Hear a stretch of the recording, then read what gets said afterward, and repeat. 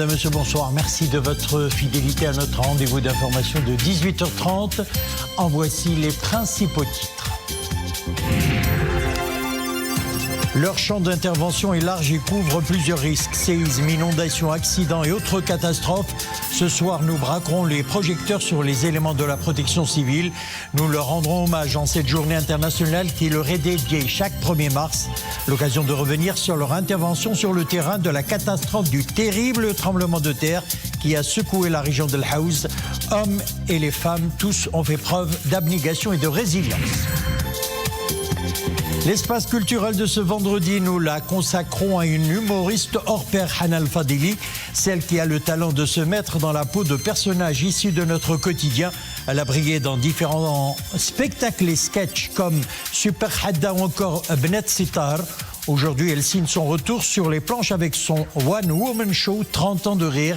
Hanna El-Fadili est l'invitée culturelle de cette édition. Et puis en fin de journal, nous plongerons au cœur de la célèbre grotte Kahf al-Ghar, un site naturel situé non loin de la ville de Taza, dédié aux amateurs de la spéléologie. Une belle invitation à la découverte du patrimoine géologique de la région.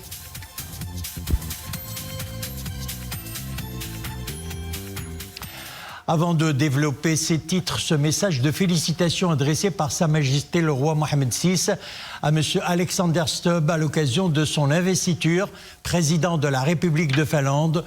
Le souverain fait part à cette occasion de sa détermination à œuvrer de concert avec M. Stubb en vue de consolider les relations distinguées unissant le Maroc et la Finlande et de les hisser à la hauteur des aspirations des deux peuples amis. Intéressons-nous à présent à cette déclaration finale publiée à l'issue de la première Policy Conference de la coalition pour l'autonomie au Sahara à Dakhla, un document dans lequel les participants à cet événement saluent les efforts déployés par le Royaume dans le cadre du nouveau modèle de développement des provinces du Sud visant à ériger la région en passerelle du Maroc vers l'Afrique et les autres continents. Dans la déclaration de Dakhla, les différents intervenants ont félicité le Royaume sous le leadership de Sa Majesté le roi Mohammed VI pour les différentes initiatives royales, notamment le gazoduc Maroc-Nigeria et l'initiative du souverain ayant pour objectif de favoriser l'accès des pays du Sahel à l'océan Atlantique. Les participants ont également fait part de leur admiration quant au climat de paix, de sécurité, de liberté et de démocratie qui prévaut dans la région du Sahara marocain et de l'ouverture par 32 pays issus de tous les continents de leurs consulats généraux dans les villes de Laayoune et Dakhla, marquant ainsi une dynamique irréversible en faveur de la marocanité du Sahara. Par ailleurs, les membres de la coalition pour l'autonomie au Sahara n'ont pas manqué d'appeler l'Algérie à respecter ses obligations conformément au droit international humanitaire pour mettre fin à la situation de non-droit qui prévaut dans les camps de Tindouf, dans l'ouest algérien. Maroc-France, signature à Paris d'un arrangement administratif de coopération dans le domaine de la formation technique et professionnelle agricole et de l'enseignement supérieur agronomique, vétérinaire et forestier. Le document a été paraphé à l'occasion de la visite au Salon international de l'agriculture de Paris du ministre de l'Agriculture, de la Pêche maritime, du Développement rural et des eaux et forêts, Mohamed Sadiqi, et de son homologue français, Marc Fesneau. L'arrangement a pour objectif de favoriser le développement et la consolidation des échanges et coopérations entre les institutions d'enseignement et de formation professionnelle. Une réunion de travail a d'ailleurs été tenue entre les deux parties. Au cœur de leur échange, notamment les questions de la sécurité alimentaire dans le contexte du changement climatique. Agriculture toujours, après les dernières précipitations qui ont arrosé les 4 coins du pays, la campagne agricole s'annonce sous de bons auspices. Les agriculteurs retrouvent enfin le sourire. L'impact de ces dernières pluies se fera ressentir en particulier dans la région de Ghorb, sur les céréales d'automne, les légumineuses, les cultures fourragères, les arbres fruitiers et la végétation pastorale. Reportage, Mariam El Messi, Samir Barka et Jihad Libri. Des champs verdoyants, des pousses prometteuses. À Lemnasra, la terre a refait ses réserves en eau. Les récentes pluies abattues sur la région sont venues mettre fin à une étouffante crise de sécheresse. Un second souffle pour ces agriculteurs.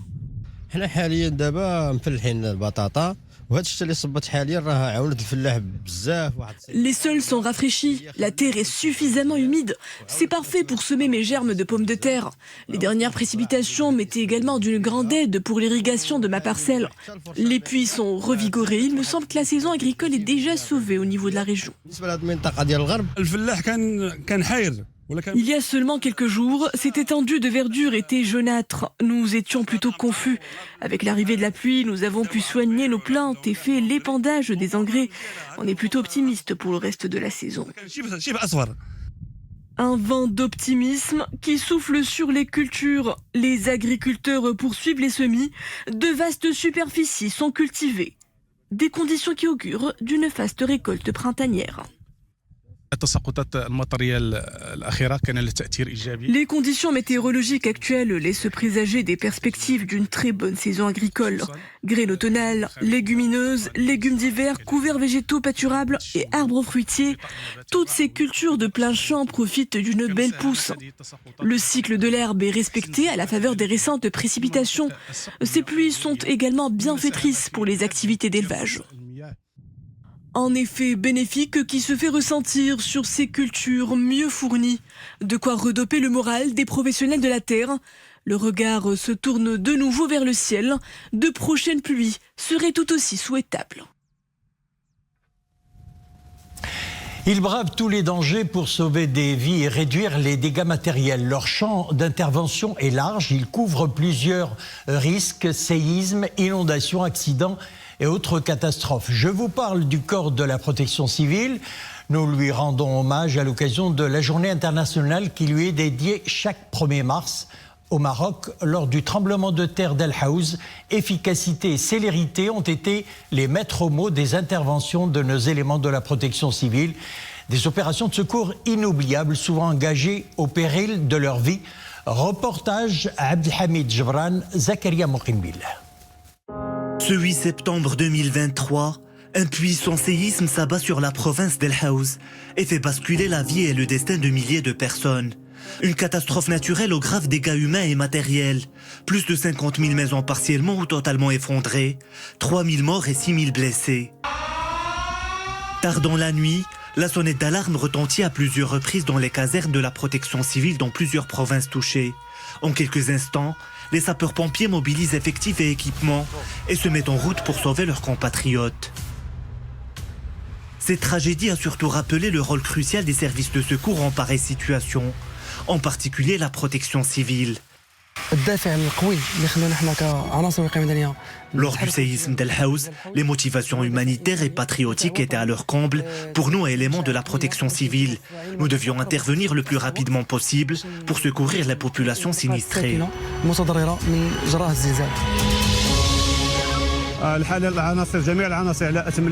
Les unités d'intervention se répartissent aussitôt en équipe et se dispatchent sur les différentes zones touchées. Le maître mot de ces déploiements, rapidité et efficacité.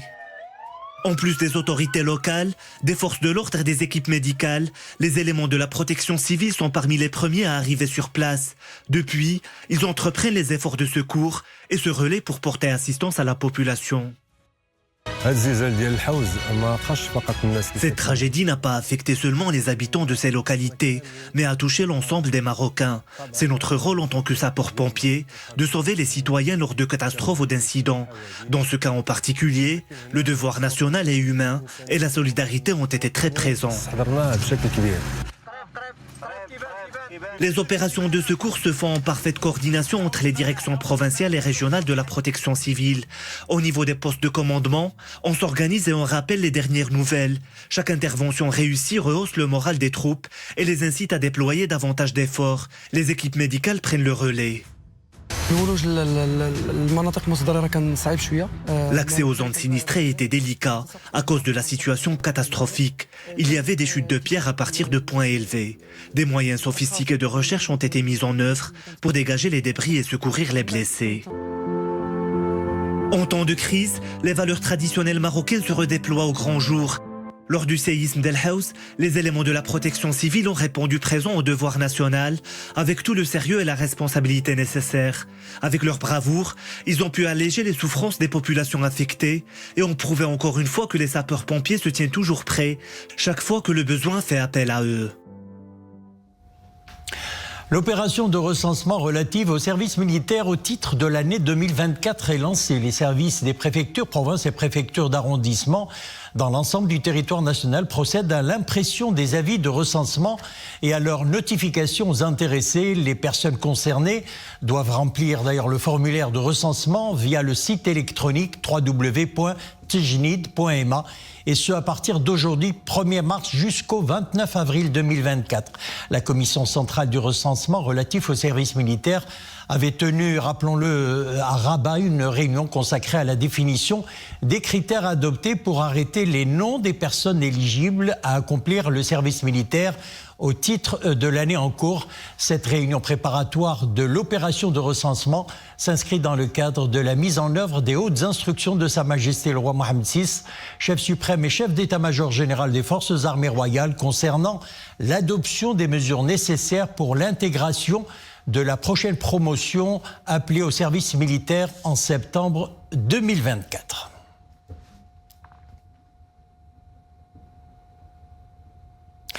L'actualité internationale est dominée par l'offensive israélienne qui se poursuit à Gaza. Le bilan des victimes de cette agression dépasse aujourd'hui les 30 000 morts. La communauté internationale tire la sonnette d'alarme. Elle souligne l'urgence d'un cessez-le-feu humanitaire et réclame une enquête après des tirs israéliens sur des civils palestiniens et une bousculade pendant une distribution d'aide hier à Gaza. Des drames qui ont fait plus de 110 morts. Pour le président américain Joe Biden, cette situation va compliquer les pourparlers en vue d'une trêve.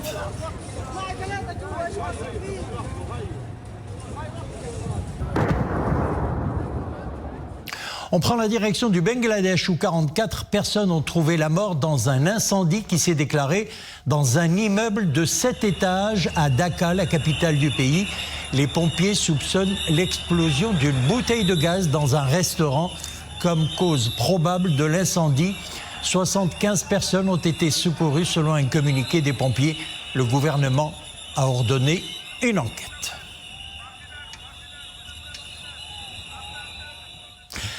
C'est l'heure de votre escale culturelle donc du vendredi. Il suffit de prononcer son nom pour voir se dessiner sur notre visage un grand sourire. Oui, l'artiste dont nous parlons aujourd'hui a cet effet magique qui induit souvent le rire. Vous l'avez certainement reconnu, Hanna El Fadeli, la grande humoriste marocaine qui excelle dans la parodie et l'imitation. Normal, Hanan a depuis sa tendre enfance baigné dans un univers artistique qui respire l'humour grâce à son père, l'immense acteur et comédien Feu Aziz El Fadeli ou Monsieur Météo. Hanna El Fadeli a réussi à conquérir d'ailleurs le cœur des Marocains avec ses sketchs et spectacles hilarants où l'on retrouve des personnages issus de notre quotidien. Aujourd'hui, la talentueuse Hanan signe son grand retour avec son One Woman Show, 30 ans de rire, histoire de célébrer ses 3 décennies de carrière. Voyons tout cela avec Marie Awad Abdelillah Cheb.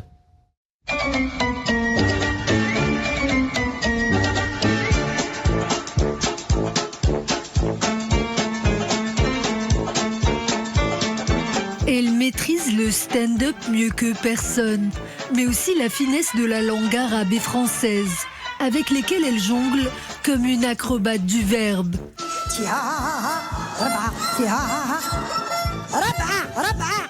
Humoriste de la première heure, le nom Fadeli sonne désormais comme une institution, bien ancrée dans la culture marocaine.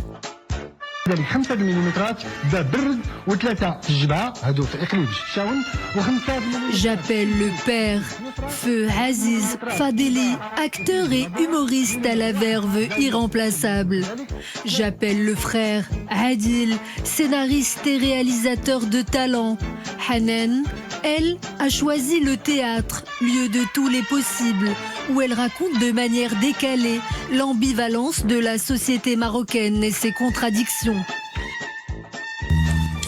بوغيس راه خرجت عليا مزيان وبنادم في الدرب حاضيني غير انا راه خرج راه مشى راه دخل راه بدل اللبسه راه عنده حديده.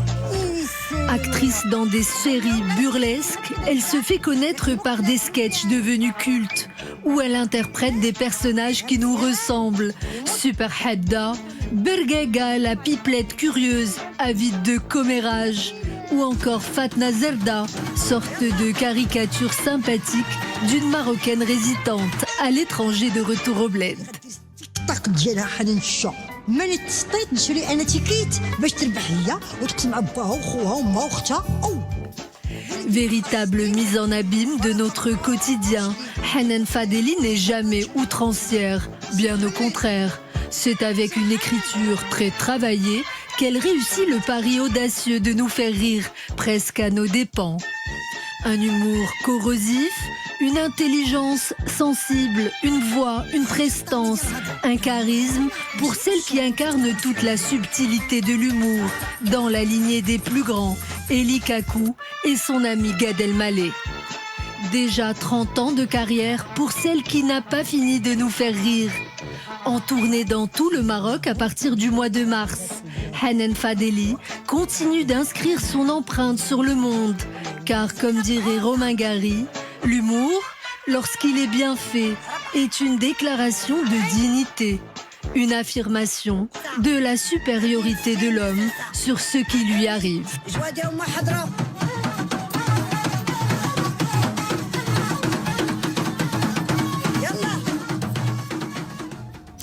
Hanan Fadeli est l'invité de l'escale culturelle de notre journal. Bonsoir, ravi de vous recevoir sur le plateau, Hanan. Alors, après une longue absence, vous signez votre retour sur les planches avec ce One Woman Show, 30 ans de rire. Alors, dans quel état d'esprit êtes-vous à la veille de votre premier spectacle, le 17 de ce mois? Exactement. Tout d'abord, je voudrais remercier l'équipe qui a travaillé sur ce reportage. Il y a de l'émotion, il y a une histoire, il y a l'apparition du papa. Enfin, je voudrais les remercier avant toute chose. Oui, je suis dans un état un petit peu un panaché d'émotions, on va dire. Il y a l'excitation, il y a la joie. J'ai hâte de rencontrer mon public. J'ai hâte de ressentir ce vent d'approbation de mon public. J'ai hâte de rentrer dans le monde de la magie, du partage aussi. Voilà, c'est comme un enfant, tout excité. Et voilà, j'espère que le public sera nombreux.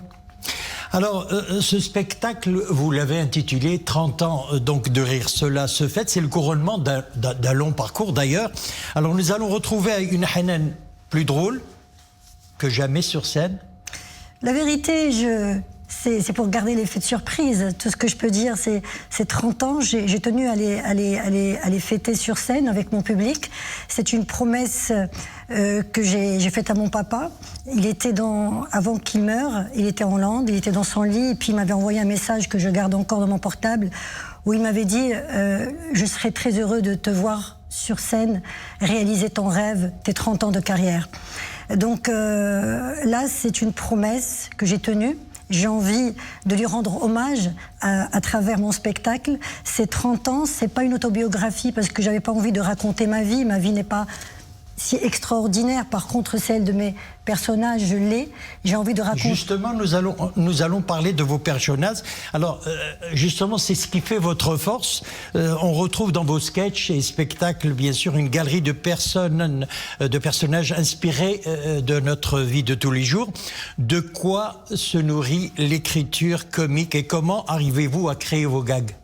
Je pars du principe que toute chose qui arrive du cœur atteint les cœurs. Je travaille avec une sincérité, une certaine...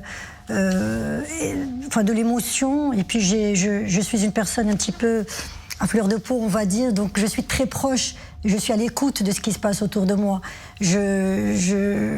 L'écriture, quand on écrit des choses qui sortent du cœur, comme j'ai dit tout à l'heure, ça ne peut qu'atteindre les cœurs. Donc voilà, il y a cette sincérité. J'ai pas envie de faire de l'étalage culturel. J'ai pas envie de me la jouer l'intello de mes temps. J'ai juste envie de dire les choses comme je les ressens autant que femme. À travers vos sketchs, vous parlez un petit peu certains membres de votre famille qui vous ont inspiré peut-être à Justement, c'est ce que j'allais vous dire. C'est-à-dire que je vais pas. Pourquoi on ne parle pas d'autobiographie? J'ai envie de faire parler des personnages et de faire dire à ces personnages des choses que j'ai vécues, des choses que je ressens. Voilà, c'est cette passation que j'aime bien. J'aime bien me compliquer les choses. Je suis une personne un peu... Je n'aime pas la facilité. Donc mes personnages parleront d'eux, parleront aussi de moi, de ce que j'ai vécu, de ce que je vis. Alors, si on remonte un peu le temps, petite, c'est votre père peut-être qui a décelé chez vous cette fibre humoristique. Il vous a biberonné, bien sûr, au rire et à l'humour pour vous préparer à une carrière d'ailleurs prometteuse dans ce domaine. Auparavant, une chasse gardée des hommes. Oui. Le papa, ce grand monsieur, je ne cesserai de lui dire « je t'aime » même s'il ne fait plus partie de notre monde. J'espère qu'il entendra de là où il est. Mon papa nous a permis de rêver et il y a le moteur de la famille dont on ne parle pas beaucoup, c'est la maman. Que je sais qu'elle est en train de nous regarder. J'ai juste envie de lui dire « maman, merci d'avoir fait preuve de courage après la disparition de mon papa ».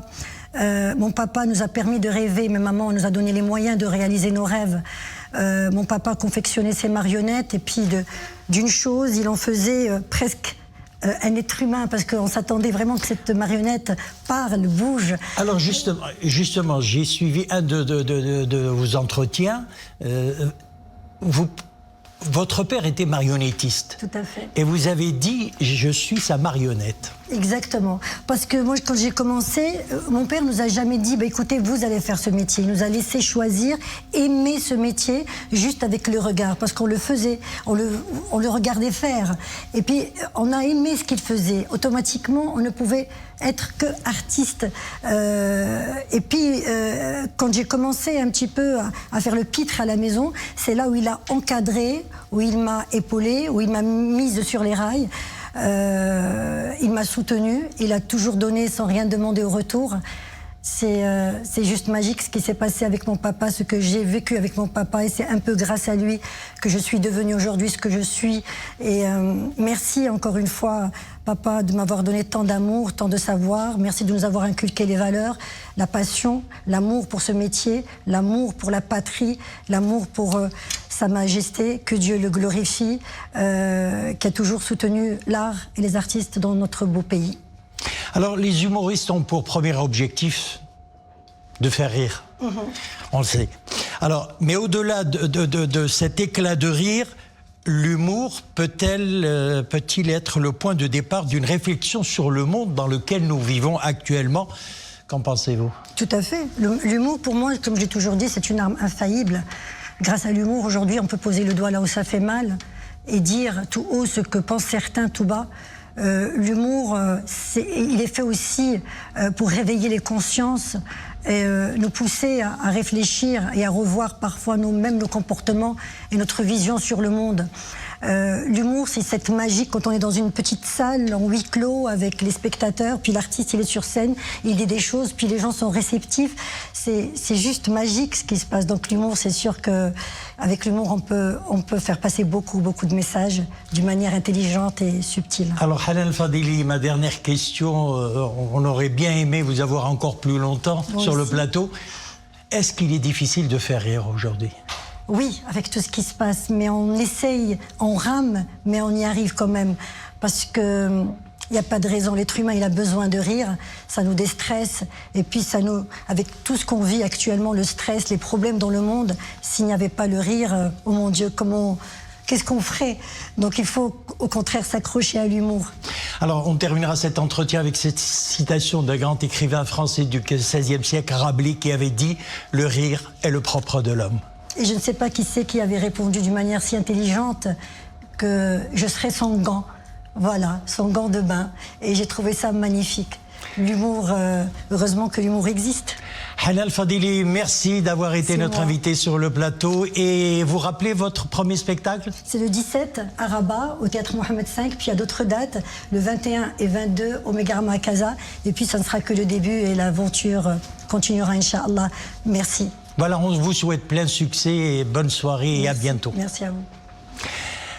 Je vous propose une belle escapade donc avant de nous quitter. Nous allons à la découverte d'un tourisme nouveau. Il s'agit du tourisme géologique qui fait le bonheur des amateurs de la spéléologie. Et pour cela, direction donc Taza, que l'on appelle la capitale des grottes. Elle comporte plus de 300 grottes. Notre équipe s'est rendue dans l'une d'entre elles. Il s'agit de la grotte de Kaf al-Ghar. Voyez ce reportage de Yassine Maazi, Abd Ilah El-Cheb et Maria Aoued.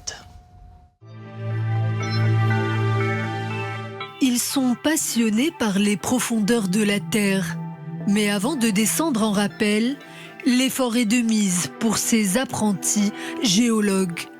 Près d'une centaine de marches sont à gravir avant de découvrir le cœur de la grotte Kahf al-Ghar, une merveille de la nature, taillée dans la roche et dans laquelle l'on peut observer des peintures rupestres.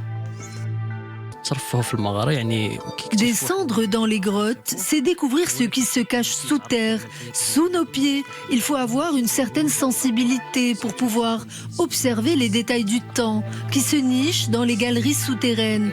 Les férus de géologie aiment comprendre et découvrir la marche du temps, loin des sentiers battus.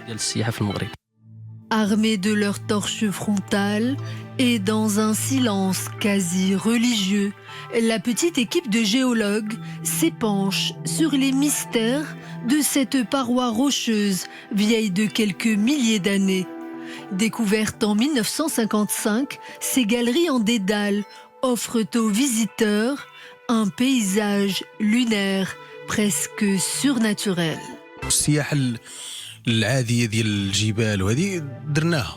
Nous avons l'habitude du tourisme alpin que nous pratiquons régulièrement. Mais cette fois-ci, nous avions besoin de découvrir autre chose et de dépasser nos limites. Ce baptême de géologie nous en a mis plein les yeux. C'est une expérience vraiment incroyable. Depuis 20 ans qu'il est apparu, le tourisme géologique au Maroc est en pleine expansion. Amateurs de sensations fortes ou simples curieux en quête de spiritualité, les profondeurs de la Terre n'ont jamais séduit autant. Une manière aussi de valoriser le patrimoine souterrain. Voilà, si vous avez l'envie d'aller découvrir, je vous rappelle que c'est à quelques kilomètres de la ville de Taza. Voilà, c'est la fin de notre édition. Merci de nous avoir suivis. L'info revient à 20h30. Excellente soirée, à demain.